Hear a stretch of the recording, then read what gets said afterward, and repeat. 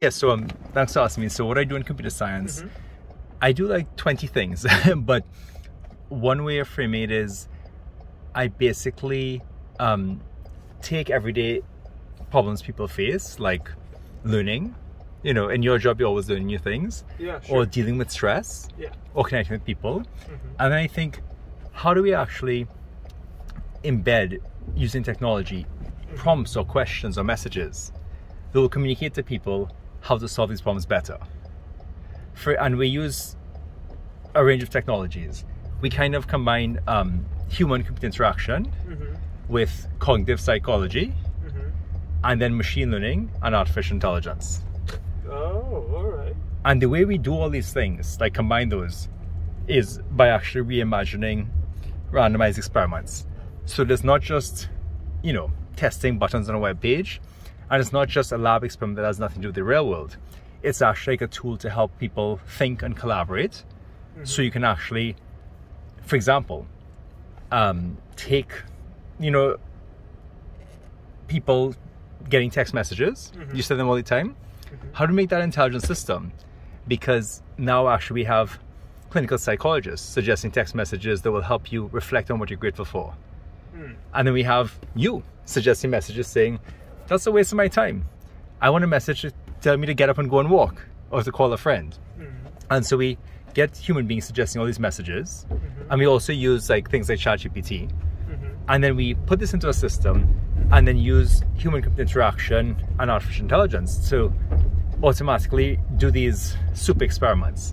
We figure out which of those is actually working for you, in what circumstance, and then we use that data in real time to not just discover what's working scientifically, but also put into practice. So we can keep testing ideas in sequence. So as soon as something looks like it's working, we give it to you, but then we come up with even a better idea. Sure. So I don't know, that was a lot, but what do you think of that? Or if you had to say anyone was what that was, you know? Well, here's the thing. Who decides it's going to be best for me at that point? Yeah, that's a great AI. question. That's a good point. So almost everything we do, we never want an AI deciding on its own. So I would say we kind of do human plus AI interaction. So what's cool about one of the software framework architectures we invented, I think is different from how companies do it, because it's actually transparent to you what the metric is. So for example, we might, you know, a clinical psychologist might say, you know, here's a good metric, whether someone actually stress scores are going down. But you might say, that's fine, but first metric is this even fun? So you might say, that's not a good metric. I want the metric to be, for the AI to optimize, is, am I even reading these messages? Yes. So you can actually then provide input. And while it's running, you have the capacity to change the metric. You might say, I want to see if I engage, but then you might say, actually, here's a better metric. It's whether I rate these messages as being a 5 out of 5.